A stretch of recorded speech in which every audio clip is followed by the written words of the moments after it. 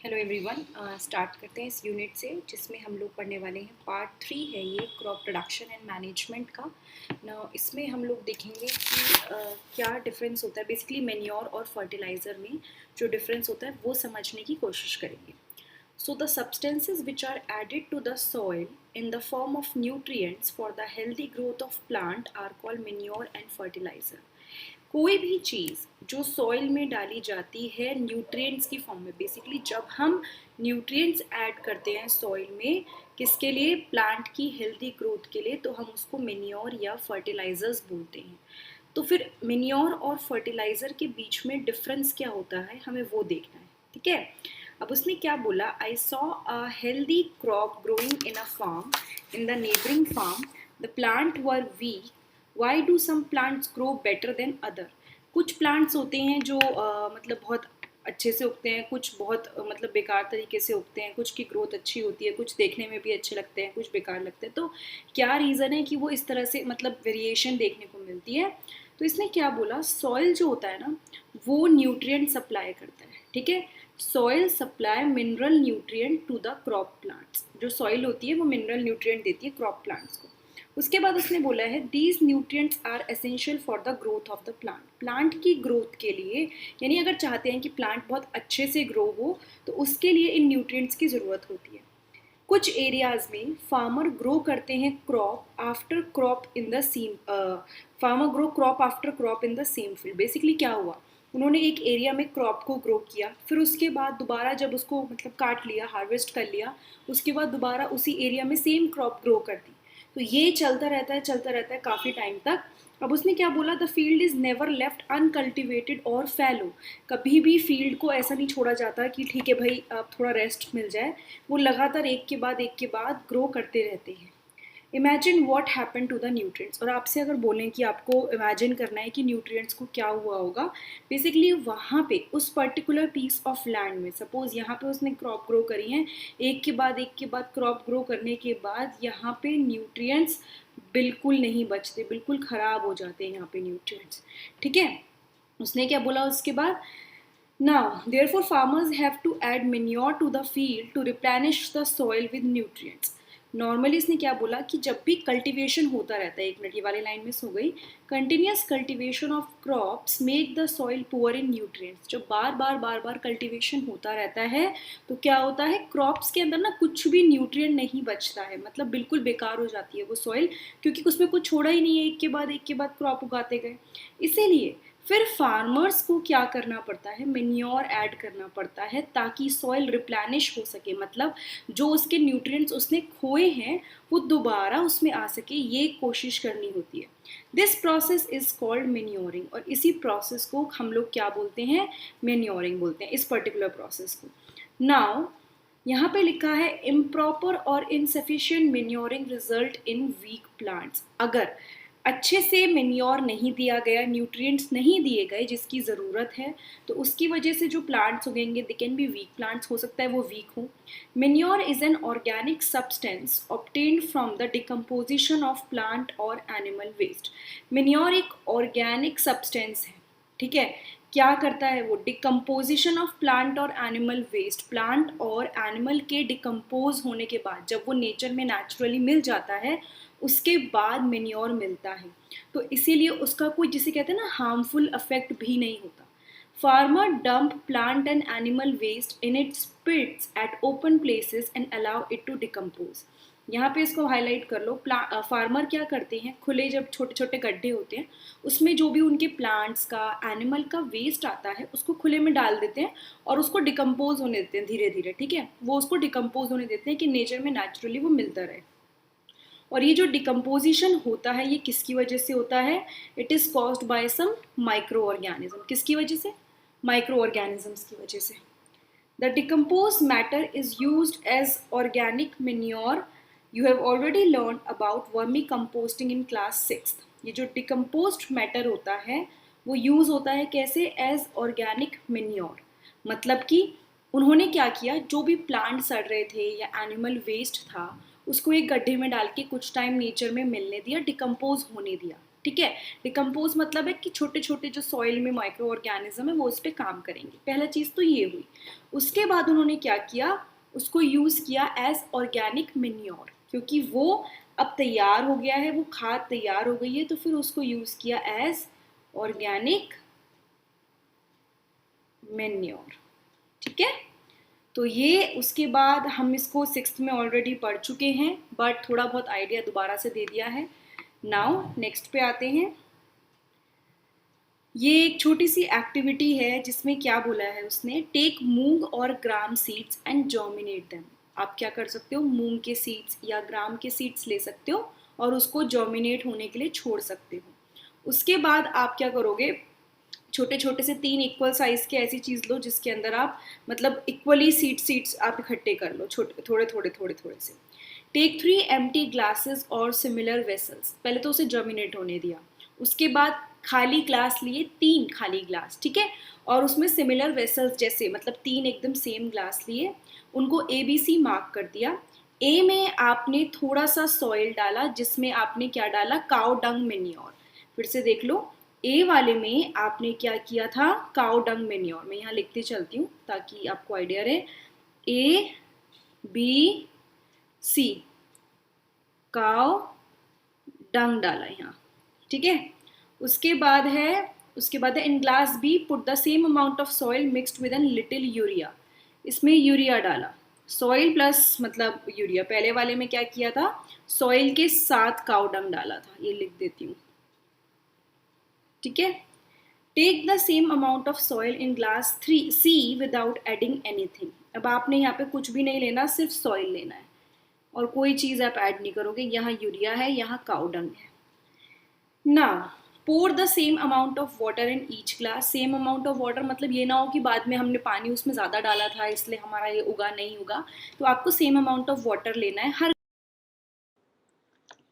आप तीनों में मतलब आपने क्या किया, सॉइल भी ली, पानी भी लिया, लेकिन डिफरेंस ये रहा कि पहला वाला जो था उसमें आपने लिया सॉइल एंड काउ डंग, ठीक है, दैट इज़ बेसिकली मेन्योर। और जो दूसरे वाला था दैट इज़ कप बी, उसमें आपने लिया यूरिया, वो एक फर्टिलाइज़र होता है, एंड यहाँ पे सिर्फ सॉइल है। तो जब आप फाइनली देखोगे कि ग्रोथ सबसे अच्छी कहाँ पर हुई है ABC में से, तो आप लोग नोट करोगे कि ग्रोथ सबसे अच्छी हुई है किस वाले में, बी वाले में। और बी में हमने क्या डाला था, यूरिया, और यूरिया क्या है, फर्टिलाइज़र। लेकिन ये नहीं है कि ए में ग्रोथ नहीं हुई है, ए में भी ग्रोथ हुई है, लेकिन सी में सबसे कम ग्रोथ हुई है। यानी कि जिसमें मेन्योर डाला उसमें भी ग्रोथ हुई, जिसमें फर्टिलाइज़र डाला उसमें भी ग्रोथ हुई, लेकिन जिसमें आपने सिर्फ सॉइल डाला उसमें ग्रोथ नहीं हुई। Did plants in all the glasses grow at the same pace, मतलब क्या सभी सेम स्पीड से बढ़े हैं प्लांट, जो भी आपने उगाए थे क्या उसमें वो तीनों के तीनों एकदम सेम स्पीड से बढ़े हैं। Which glass showed better growth of plant, किसने शो करा better growth of plant, in which glass was the growth fastest. तो वो हम लोग को पता ही है कि जो सबसे अच्छी ग्रोथ हुई है दैट इज़ बी में, जिसमें फर्टिलाइज़र था। तो फर्टिलाइज़र्स केमिकल होते हैं, ये नेचुरल नहीं होते हैं, केमिकल्स होते हैं जो मतलब एक पर्टिकुलर न्यूट्रिएंट उनमें बहुत अच्छे से भरा हुआ होता है। How are they different from manure, और वो मेन्योर से अलग कैसे होते हैं। Fertilisers are produced in factories, इनको फैक्ट्रीज में प्रोड्यूस किया जाता है।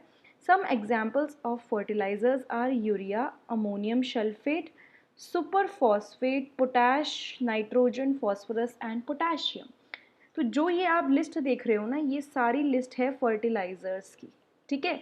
और मिन्योर से कैसे अलग होते हैं भाई, मिन्योर नेचुरली बनाए हैं, आपने खुद ही देखा था कि प्लांट वेस्ट, एनिमल वेस्ट को यूज़ करके हमने मिन्योर बनाया था, राइट।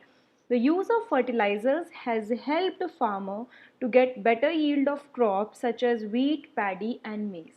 अगर फर्टिलाइजर्स यूज़ करते हैं ना तो उससे काफ़ी अच्छी यील्ड आती है, मतलब जो प्रोडक्शन होता है ना काफ़ी अच्छा होता है, फसलें काफ़ी अच्छी ग्रो होती हैं।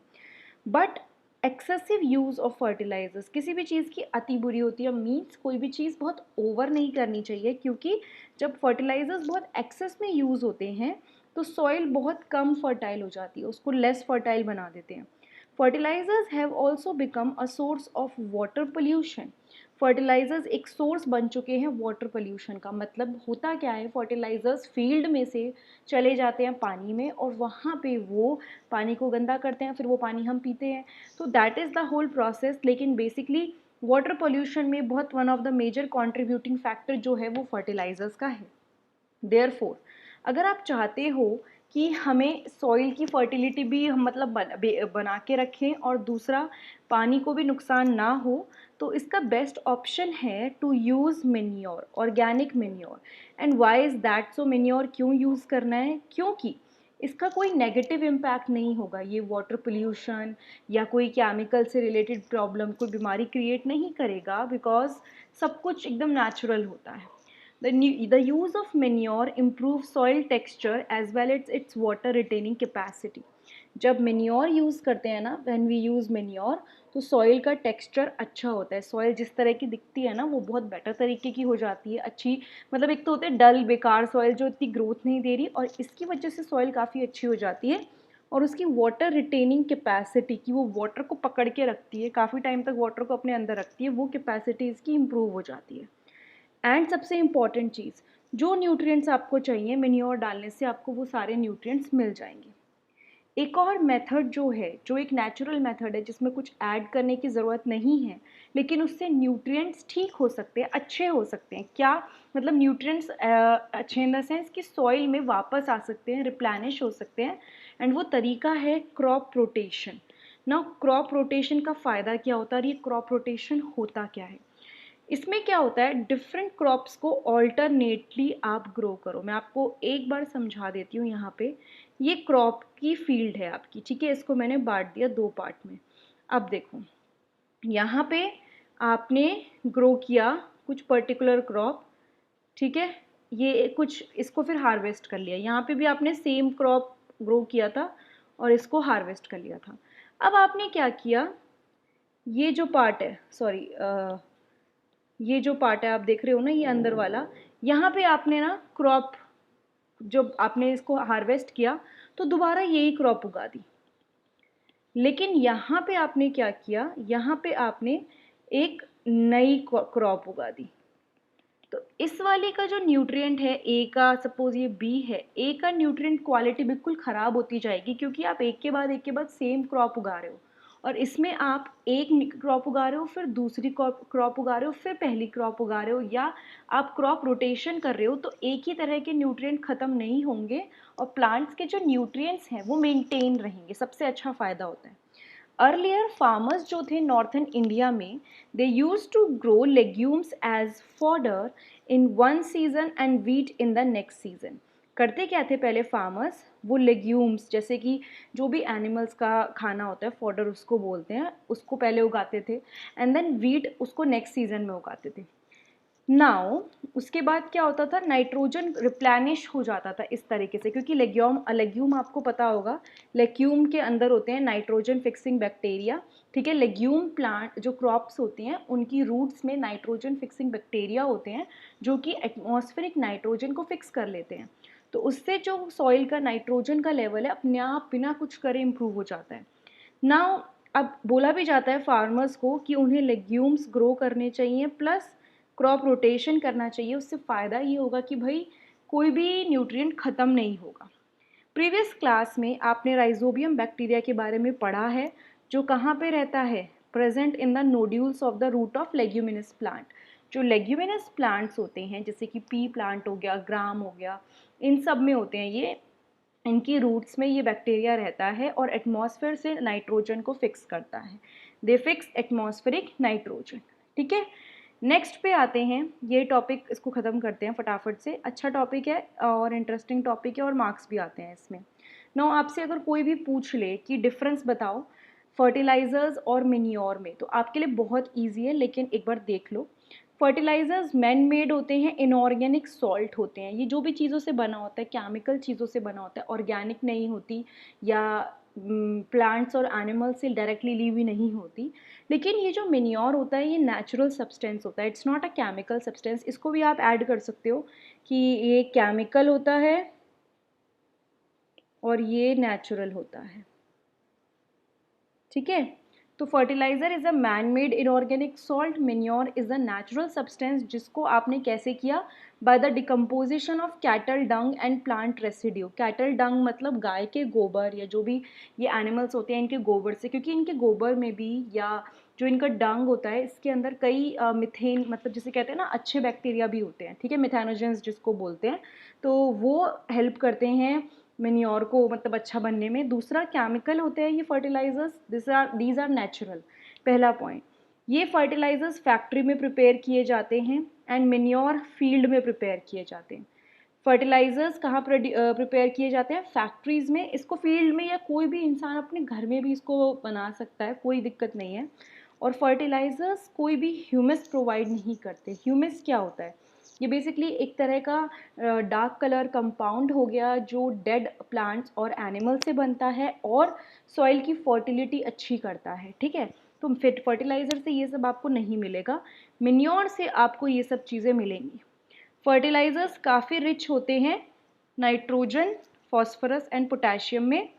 मिन्योर is relatively less rich in plant nutrient. Fertilisers में आपको प्लांट न्यूट्रिएंट्स मिलेंगे जैसे कि नाइट्रोजन, फॉस्फोरस एंड पोटेशियम, ठीक है। ये सब कुछ आपको मिलेगा किसमें, फर्टिलाइजर्स में। और मैन्योर में ये बात सच है कि उसमें न्यूट्रिएंट्स इतने ज़्यादा नहीं होंगे, बट ऑब्वियसली बिकॉज ये नेचुरल है तो इसमें नेचुरली थोड़े न्यूट्रिएंट्स होंगे, इसमें काफ़ी ज़्यादा न्यूट्रिएंट्स आपको देखने को मिलेंगे। नाउ अगर आपसे कोई बोले कि एडवांटेजेस क्या है मेन्योर के, कि क्यों यूज़ करें हम मेन्योर जो फर्टिलाइजर्स में ज़्यादा न्यूट्रिएंट्स होते हैं, तो इसके पॉइंट्स देख लेते हैं। काफ़ी ये क्वेश्चन आ जाता है, इसको आप अच्छे से कर लीजिएगा। It enhances the water holding capacity of the soil. मतलब कि ये जो सॉइल की वाटर होल्डिंग कैपेसिटी होती है, पानी को रिटेन करने की जो कैपेसिटी होती है उसको बेटर कर देता है, मतलब पानी को अच्छे से रिटेन कर पाती है सॉइल। ये सॉइल को पोरस बना देता है जिसकी वजह से गैसेस का एक्सचेंज बड़ा आसान हो जाता है। लाइक पोरस मतलब कि कोई भी चीज़ आराम से आ जा सकती है उसमें, सॉइल के आसपास क्रॉस कर सकती है। It increases the number of friendly microbes. इससे जो फ्रेंडली माइक्रोब्स हैं वो भी नंबर में बढ़ जाते हैं। और दूसरी चीज़, इससे सॉइल का टेक्सचर बेटर हो जाता है। पहले कैसी भी सॉइल हो, बेकार रही हो, जो भी चीज़ें उसके अंदर थी, बट जब आप मेन्योर ऐड करोगे तो सॉइल काफ़ी अच्छी हो जाती है। तो these are the benefits of manure, आप इनको याद कर लेना, और ये क्वेश्चन कई बार पूछा जाता है। नाउ ये वाले पार्ट में हमने फर्टिलाइजर्स एंड मेन्योर कवर कर लिया। नाउ इसके नेक्स्ट पार्ट में हम लोग देखेंगे इरिगेशन को। अभी के लिए इस पार्ट में इतना ही, और अगर आपको इसके और पार्ट्स देखने हैं जो मैं ऑलरेडी कवर कर चुकी हूँ, तो आपको कुछ नहीं करना, बस जाके 8th साइंस की प्लेलिस्ट चेक कर लीजिए मेरे चैनल पे, प्लेलिस्ट वाले ऑप्शन में, वहाँ पे आपको सारी प्लेलिस्ट मिल जाएंगी। Thank you so much. Class में